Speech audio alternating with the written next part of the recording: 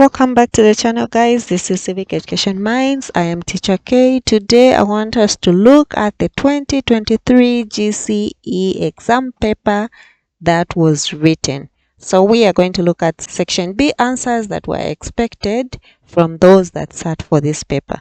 Now before we start, I just want to mention that for this particular exam paper, 2 questions in section B, that is question 4 and 5, were short essay questions. Let's look at all the questions and then we'll look at the short essay questions as well. Question 1 says, briefly explain the following concepts in relation to human rights. So the first one is duties. Individuals and governments have obligations in using their human rights.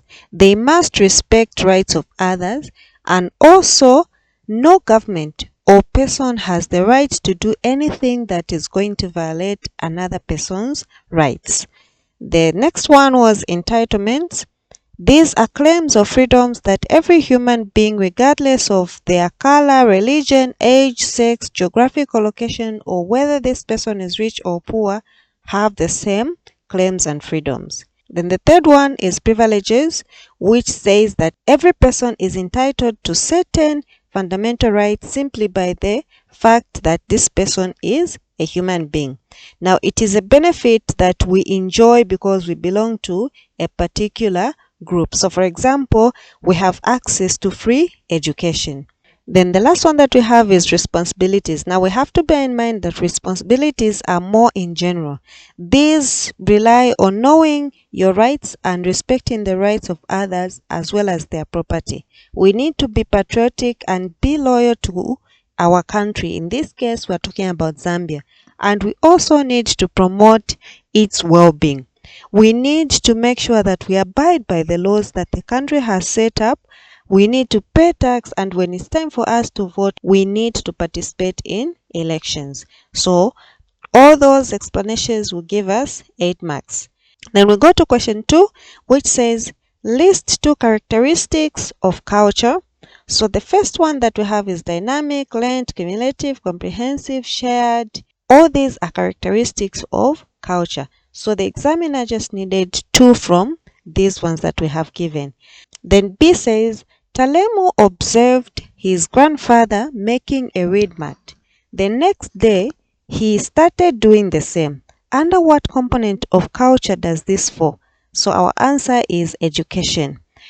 C. The ritual that one undergoes to mark important changes in a person's position in society is referred to as rites of passage. Then we go to D, which says name 2 institutions that preserve cultural heritage in Zambia. Now there are a number of institutions, so it's just a matter of us picking which 2 are easier for us to remember. So 7 of them, and out of 7, the examiner just needed 2. E says explain the concept cultural relativism. So what is cultural relativism? Cultural relativism is a deliberate attempt to view the world as seen by members of other societies. So in other words, what we're saying is different cultures have their own moral and ethical standards, and these standards should not be judged or compared to those of another culture. So this was giving us 8 marks altogether. We go to question 3. Now 3 is talking about the legal system. So A says a summon in High Court is always accompanied by, so our answer there is statement of claim. Then B says what is a cognizable offense? This is an offense that can easily be seen as a crime, for example, unlawful assembly, burglary, manslaughter, or any other examples that you can give. Now we also need to just go through the Criminal Procedure Code of the laws of Zambia. We just need to familiarize ourselves with this document. It talks about a lot of crimes that can be committed and so on. So let's just try to go through this document, even just to peruse through, so that we have an idea of what it's about. We go to C. Now C says, suspects should only be arrested by the police officer after producing. So this one is easy. Our answer is warrant of arrest or arrest warrant. Then D says, state 1 condition that is outlined in the Criminal Procedure Code. You see, I told you that you need to go through this document. Now, the examiner wants us to give them one condition. Now, this question, when we look at it, it is asking us to give a condition that will make or will cause a police officer to arrest someone without a warrant. So, what are those conditions? Well, one, a person commits a breach of peace in the presence of a police officer. A person obstructs a police officer in the execution of his or her duty, or a person that has escaped or attempts to escape from lawful custody.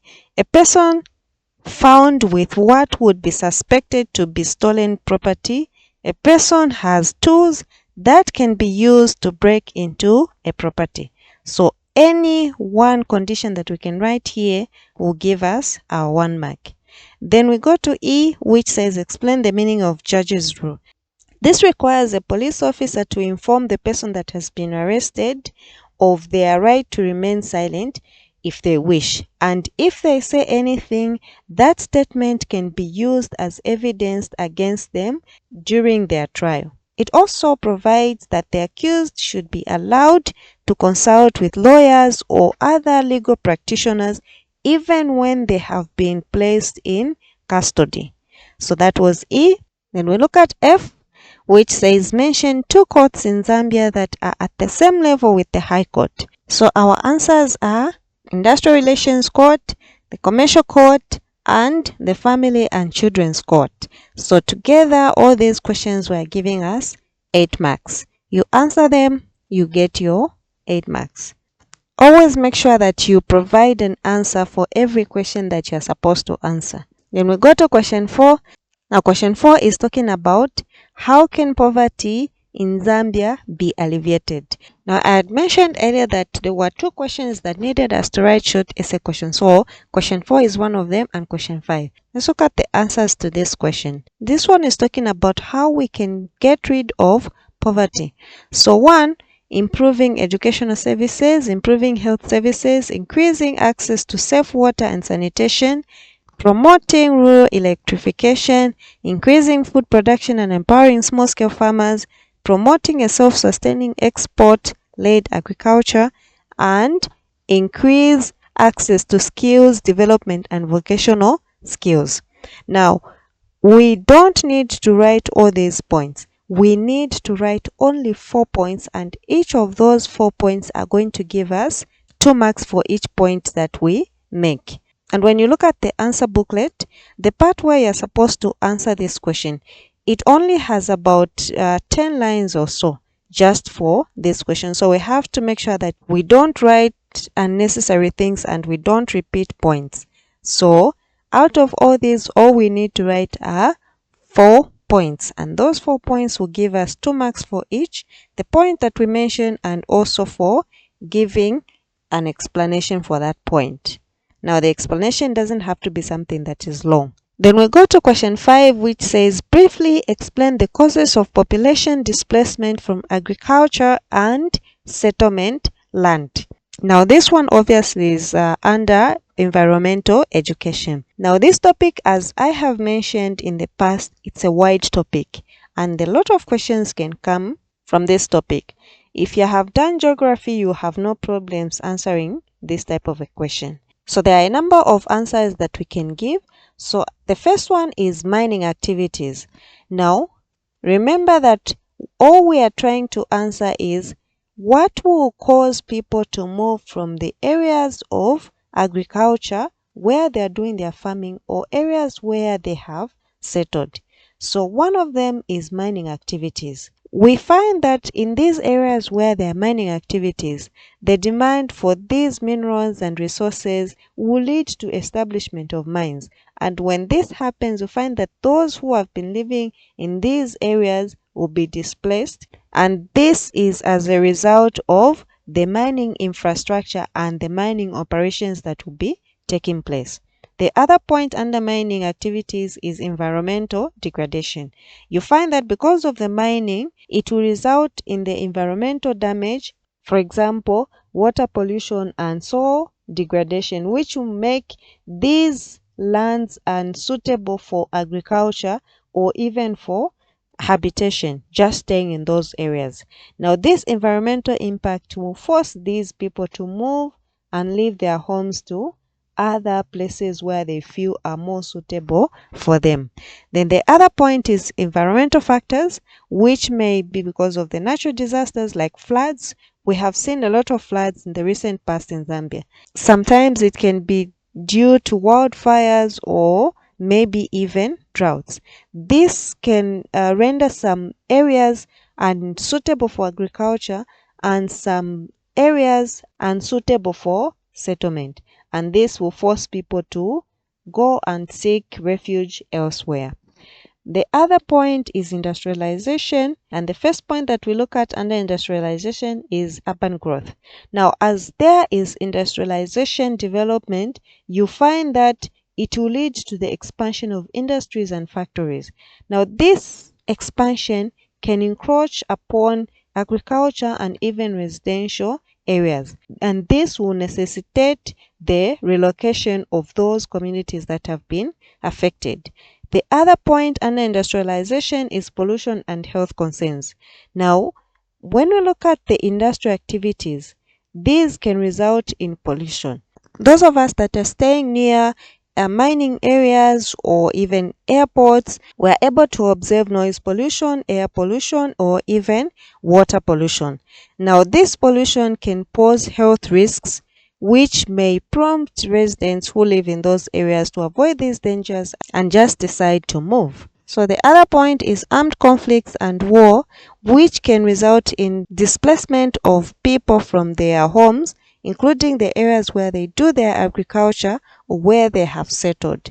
Now, this is because these people are running away from the violence and they seek refuge in places where they feel are safer and better for them to settle. We have Maeba camp in Zambia where those that are running away from conflict can settle. The other point that we have is infrastructure development. Now, infrastructure development, usually here we'll find that maybe the construction of highways, maybe a dam or airports or any other infrastructures, especially the big ones, may lead to the displacement of people. So the government will acquire land for such projects, and this may force people who have settled in those areas to relocate. We have seen this in areas where people have been conducting their farming. You find that a government may acquire land for a project, maybe like a dam or maybe building an airport or even just the construction of a highway, and they'll displace people from those areas so that they can do their construction.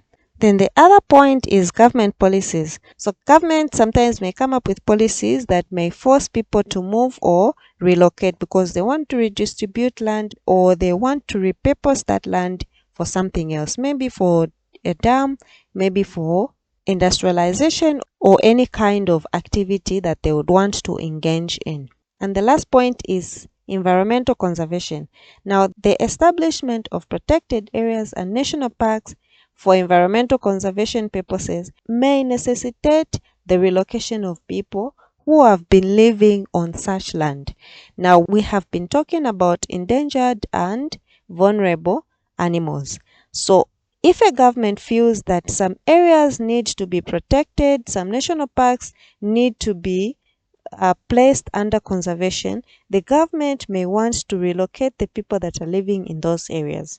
So, altogether those points, we just need to write 4 points and the examiner is going to mark out of 8. Each point will carry 2 marks and the 2 marks together times 4 will give us 8 marks. So 2 questions were essay type. Thank you for being with me. I'll see you in the next lesson.